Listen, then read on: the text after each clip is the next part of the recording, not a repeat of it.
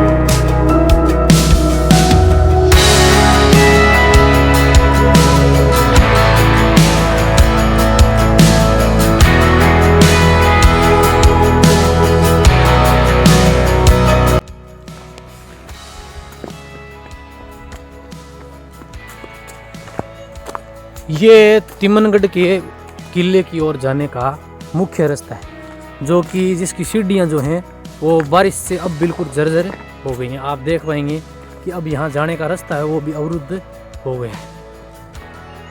सीढ़ियाँ जो हैं बनी भी जरूर है उस समय की। थोड़ा सा ऊपर लिया हुआ।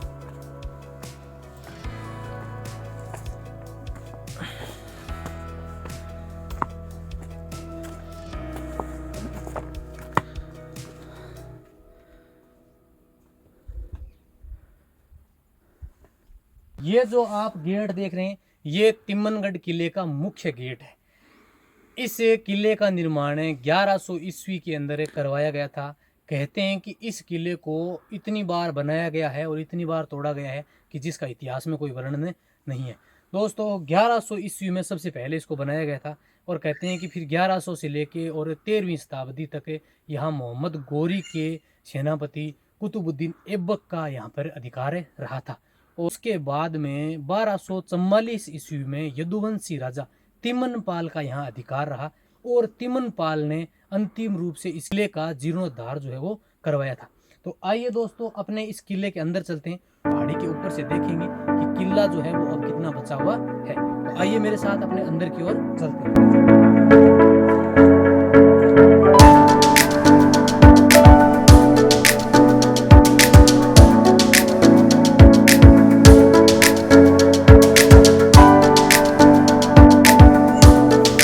दिन से आज जो है वो बारिश हो रही है और बड़ी मुश्किल से इस किले तक पहुंचे हैं।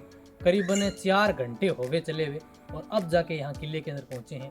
अष्ट धातु की प्रतिमाओं के लिए यह किला जो है वो पूरे भारतवर्ष में फेमस था। यहाँ अष्ट धातु की अनेक कीमती मूर्तियां जो है बनाई जाती थी और यहाँ से पूरे भारत के अंदर सप्लाई की जाती थी। कहते हैं कि इस किले के निर्माण में भी अनेक अष्ट धातु की मूर्तियों का प्रयोग किया गया था, लेकिन धीरे धीरे यहाँ से चोरों, डाकुओं, तस्करों ने पूरे किले को तहस नहस कर दिया और उन कीमती मूल्य की अष्ट धातु की प्रतिमाओं को थोड़ी सी कीमत के लिए बाजार में बेच दिया। अब भी आप देखेंगे कि इसके अंदर इसका जो गेट बना हुआ है वो बहुत सुंदर है, और इस तरफ आप देखेंगे तो यहाँ का पूरा जो ये इसकी जो प्राचीर थी वो गिरी हुई नजर आएगी आपको, और जब आप इनको देखेंगे तो आपको नजर आएगा कि इनके ऊपर नक्काशी जो है वो कितनी शानदार की गई है। गिरी हुई प्राचीर को आप देखेंगे तो आपको नजर आएगा कि पत्थर के ऊपर कितनी शानदार नक्काशी जो है वो उस समय की गई है। आइए दोस्तों अंदर आइए और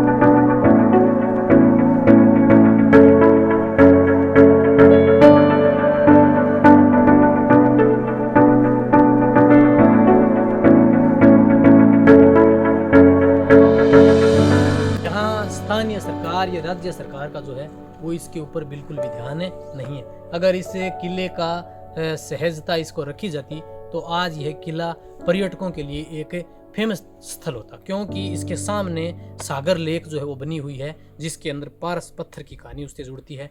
और ये आप देखेंगे कि एक पत्थर का टुकड़ा पड़ा है जिसके ऊपर की नक्काशी जो है वो देखते ही बनती है। ऐसे पत्थर जो है आपको यहाँ हजारों मिल जाएंगे।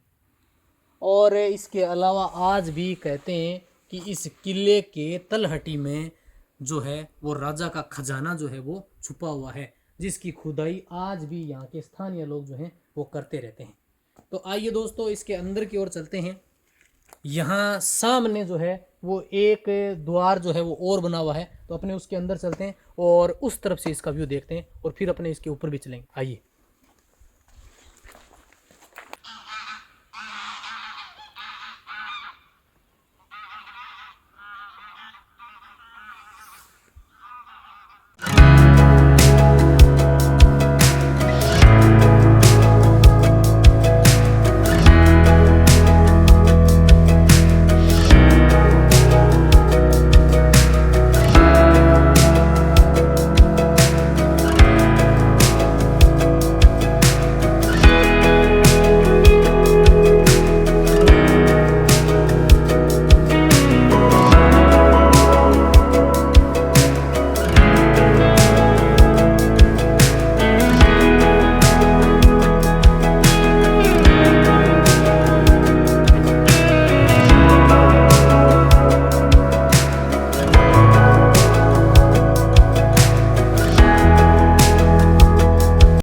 यहाँ ये जो दुर्ग का मुख्य प्रवेश द्वार बना हुआ है, इसकी नक्काशी जो है वो देखते ही बनती है। और अब ये किला जो है वो बिल्कुल जर्जर अवस्था के अंदर आ गया। आप इस पत्थर को देखेंगे तो ये बिल्कुल यहाँ से और यहाँ से टूटा हुआ है, तो ऊपर का हिस्सा जो है वो कभी भी यहाँ गिर सकता है। आप इस तरफ देखेंगे दोस्तों, ये जो है वो प्रतिमाएं आज भी लगी हुई हैं, ये मूर्तियाँ लगी हुई हैं उल्टी, और बिल्कुल पूरा का पूरा जो है वो पत्थर के अंदर बना हुआ है। आइए अपने आगे की तरफ आइए, थोड़ा सा सावधानी से।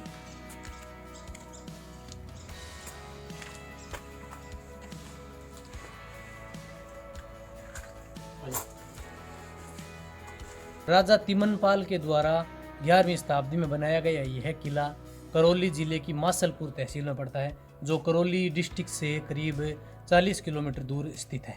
और यह मासलपुर तहसील जो है वो ना तो किसी रेल मार्ग से जुड़ी हुई है और ना ही किसी मुख्य राष्ट्रीय या राज्य राजमार्ग से जुड़ी हुई है। अतः तहसील जो है वो बिल्कुल डांग इलाके में आती है, जिसे करौली को डांग की रानी इसी वजह से कहा जाता है।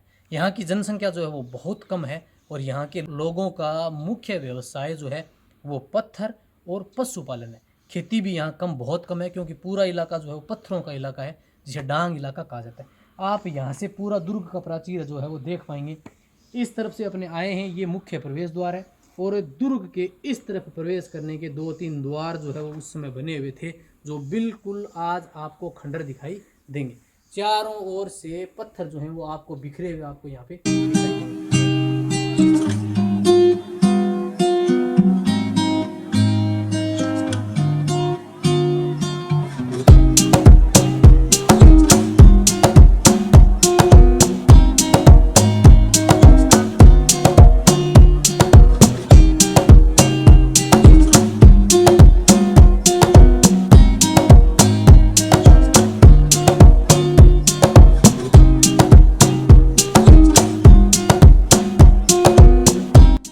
दुर्ग का जो मुख्य प्रवेश द्वार है वह पत्थरों की इंटरलॉकिंग करके और शानदार नक्काशी करके बनाया गया है। और इसके ऊपर दो बड़ी बड़ी छतरियां जो है वो बनी हुई है। आप ये देखेंगे कि पीछे की तरफ एक छतरी बनी हुई है जो कि बिल्कुल खंभों के ऊपर बनाई गई है।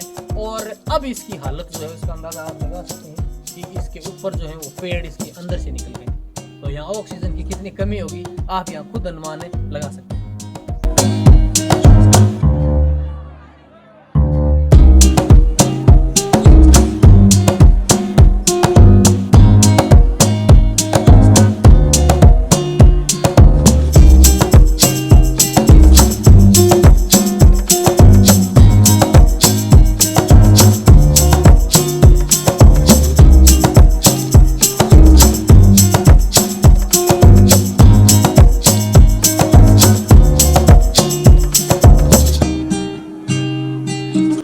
ये किले के दूसरी तरफ का मुख्य प्रवेश द्वार जो है वो बना हुआ है और आज भी यह बिल्कुल सुरक्षित है। दोस्तों आप इसकी प्राचीर देखेंगे तो बिल्कुल ये क्षतिग्रस्त हो रही है और धीरे धीरे यह किला जो है वो अपना अस्तित्व जो है वो खोता जा रहा है। यहाँ स्थानीय लोगों के अनुसार आज भी ज़मीन के अंदर जो हैं वो अष्ट धातु की प्रतिमाएं जो हैं वो दबी हुई हैं। यह किले का जो मुख्य प्रवेश द्वार है वो पत्थरों की इंटरलॉकिंग करके बनाया गया है। और इसका निर्माण जो है जब राजा तिमनपाल ने इसका पुनरुद्धार करवाया था तब यहाँ आसपास बिखरे पड़े पत्थरों से ही करवाया गया था। कहते हैं कि मुग़ल काल में जब इस किले को तोड़ा गया था तो फिर यहाँ की जो मूर्तियाँ थी वो इन्हीं के अंदर वापस लगाई गई थी। हिंदू देवी देवताओं की जो प्रतिमाएं थी आप यहाँ से देखेंगे तो आपको ये पत्थर का स्लेब अलग दिखाई देगा, ये बिल्कुल अलग दिखाई देगा। और इसी प्रकार ये ऊपर का ये पत्थर जो हैं और ये पत्थर जो है वो बिल्कुल अन्य सामान्य पत्थरों से बिल्कुल हटके है। तो स्थानीय लोगों के अनुसार इनके दूसरी तरफ जो है वो प्रतिमाएं जो हैं वो बनी हुई हैं। और ऊपर का जब आप इसकी कलाकारी देखेंगे तो बिल्कुल आप हैरत में पड़ जाएंगे। इसके मुख्य द्वार के ऊपर की गई जो नक्काशी है वो इतनी अद्भुत है कि किसी भी पर्यटक का मन मोह लेने के लिए काफ़ी है।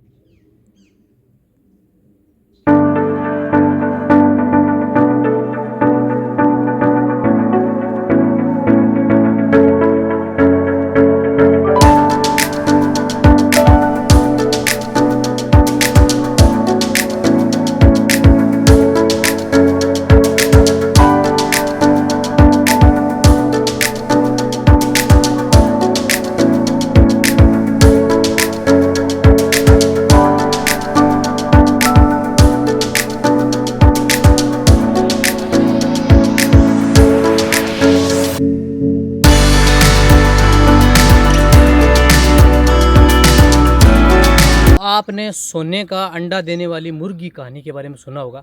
एक मुर्गी जो प्रतिदिन सोने का अंडा देती थी, उसके मालिक ने सभी अंडे एक साथ प्राप्त करने के लिए उसको मार डाला और उसके हाथ कुछ नहीं लगा।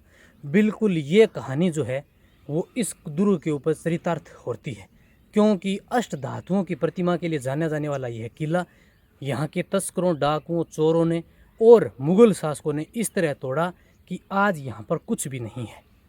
और दुर्ग के अंदर जहाँ तहाँ आज भी खुदाई के जो अवशेष हैं वो बिल्कुल आज भी मिलेंगे। आप देखेंगे कि ये दुर्ग के अंदर का प्राचीर जो है वो बना हुआ है। उस तरफ से वो छतरियों का जो पार्ट आपको दिखाई दे रहा है यह दुर्ग का मुख्य प्रवेश द्वार है। और इधर आपको देखेंगे तो ये दूसरा द्वार जो है वो दूसरी तरफ का बना हुआ है। आज भी दोनों द्वार जो हैं वो बिल्कुल सुंदर बने हुए हैं। और इस तरफ आप नज़र डालेंगे तो इधर वो सागर लेक जो है वो बनी हुई है। तो आइए अपने इस तरफ चलते हैं और देखते हैं कि यह सागर लेक जो है वो कितनी। आप ये जो मेरे पीछे झील देख रहे हैं इसका नाम है सागर झील। कहते हैं कि यहाँ के राजा तिमनपाल को एक ब्राह्मण ने दान में एक पत्थर दिया था। राजा ने कुछ दिनों तक उस पत्थर को महल के भीतर रखा और थोड़े समय बाद ही कहते हैं कि उस पत्थर को यहाँ झील के अंदर फेंकवा दिया। थोड़े समय के बाद राजा को जब ये पता चला कि वह पत्थर कितना कीमती था और उसकी कहानी उसको पता चली तो राजा ने कहते हैं कि उस पत्थर की यहाँ जगह जगह तलाश करवाई। कहते हैं कि राजा ने हाथियों के पीछे बड़ी बड़ी सांकल बांध के और हाथियों को इसके अंदर घुमाया, क्योंकि ये जो झील है वो 5-6 वर्ग किलोमीटर के अंदर फैली हुई है। पहाड़ के इस तरफ भी ये झील बनी हुई है। कहते हैं कि जब कई महीनों तक हाथियों को घुमाया गया तो कुछ समय बाद पता चला कि वो सांकल जो लोहे की थी वो सोने की बन गई थी, यानी वो साक्षी था कि वो पारस पत्थर इसी झील में है। लेकिन राजा को यह पता नहीं चला कि वो किस स्थान पर सोने की हुई थी। तो वो पारस पत्थर जो है वो आज भी इस सागर लेक के अंदर है। यदि आपको समय हो और आपके पास ऐसी कोई तीक्ष्ण दृष्टि हो तो आप यहाँ जरूर आएँ और उस पारस पत्थर को प्राप्त करके अपने घर ले जाएं और एक छोटा सा टुकड़ा हमें भी दें। थैंक यू दोस्तों।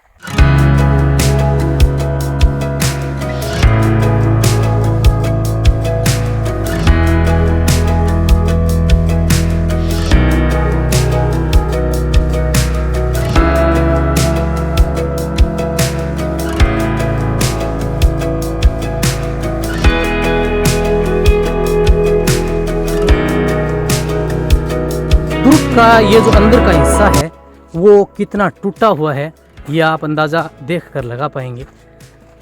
और टूटा हुआ जो हिस्से के पत्थर हैं वो बिल्कुल यहीं आज भी बिखरे पड़े हैं। दोस्तों यहाँ कहते हैं कि ज़मीन के अंदर आज भी खजाना जो है वो गड़ा हुआ है। स्थानीय लोगों के अनुसार यहाँ 80 से 90 फीट की गहराई में वो खजाना गाड़ा गया था। कहते हैं कि यहाँ लोगों के द्वारा 8-10 फीट तक की खुदाई की गई तो लोगों ने देखा कि जो लोग खुदाई कर रहे थे उनकी मृत्यु हो गई और इसी वजह से लोग यहाँ खुदाई नहीं करते। इस तरफ आप देखेंगे ये जो है मुख्य गेट बना हुआ है। तो अपने आइए ये जो अंदर का प्रवेश द्वार था इसको भी देख लेते हैं। बिल्कुल ये जीर्ण शीर्ण अवस्था में आपको नजर आएगा, लेकिन इसका जो प्रवेश द्वार है वो कितना सुंदर बना हुआ है आप आज भी देख पाएंगे। ऊपर की तरफ 2 हाथियों की प्रतिमाएं जो हैं वो बाहर निकली हुई हैं और अंदर जो प्रवेश द्वार है वो बिल्कुल लाल बलुआ पत्थर के ऊपर बनाया गया है। डांग की रानी करौली के मासलपुर तहसील में पड़ता है। और आप यहाँ देखेंगे कि पूरा किला जो है वो पत्थरों से भरा पड़ा है।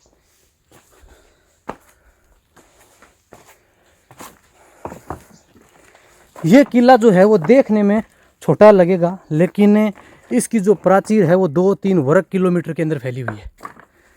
यहाँ से इसका जो मुख्य गेट है वो आप देखेंगे कि अब बिल्कुल जर्जर अवस्था के अंदर है।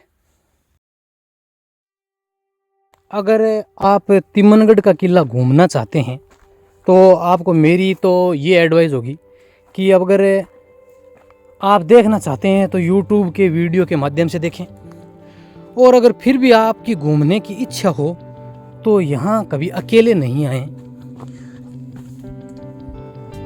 क्योंकि यह सुरक्षा की दृष्टि से सही नहीं है। यहाँ जंगली जानवरों का जो खतरा है वो ज़्यादा है, क्योंकि ये जो किला है वो बिल्कुल जंगल के बीच में बना हुआ है और यहाँ दूर दूर तक आपको कोई नहीं मिलेगा। तो आप जब भी आते हैं तो ग्रुप में आएँ और हो सके तो यहाँ के किसी स्थानीय व्यक्ति को साथ में लेकर आएं।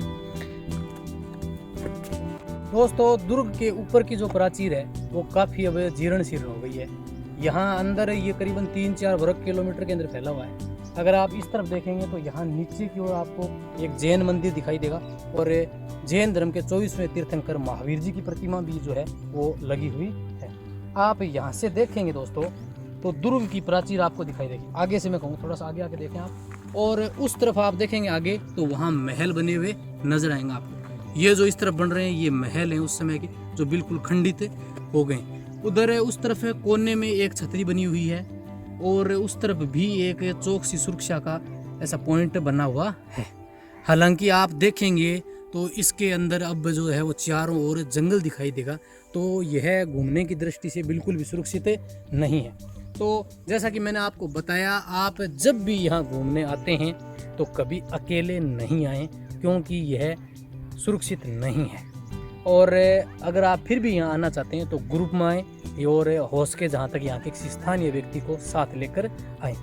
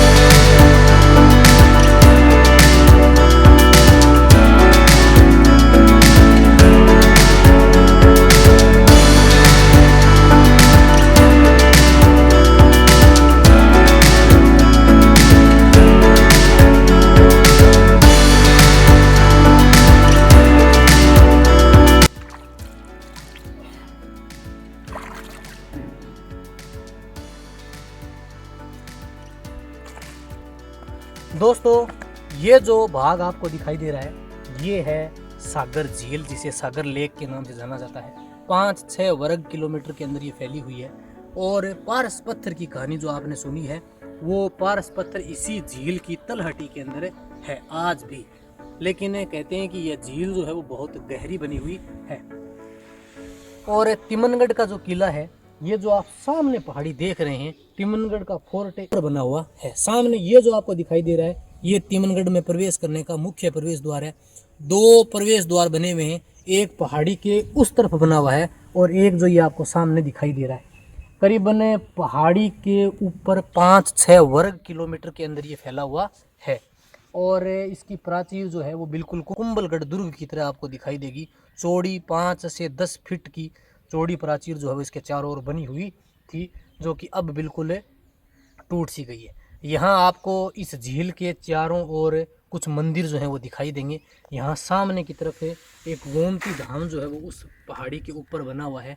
काफ़ी पूजनीय तीर्थ स्थल है और यह स्थान जो है वो ऐतिहासिक महत्व का भी स्थान है। तो आप जब भी कहीं कभी आते हैं तो यहाँ रुक भी सकते हैं। यहाँ ये जो पीछे आश्रम बना हुआ है वहाँ आप रुक सकते हैं, यहाँ रुकने की भी व्यवस्था है। थैंक यू दोस्तों ये था राजस्थान के करौली ज़िले का तिमनगढ़ फोर्ट।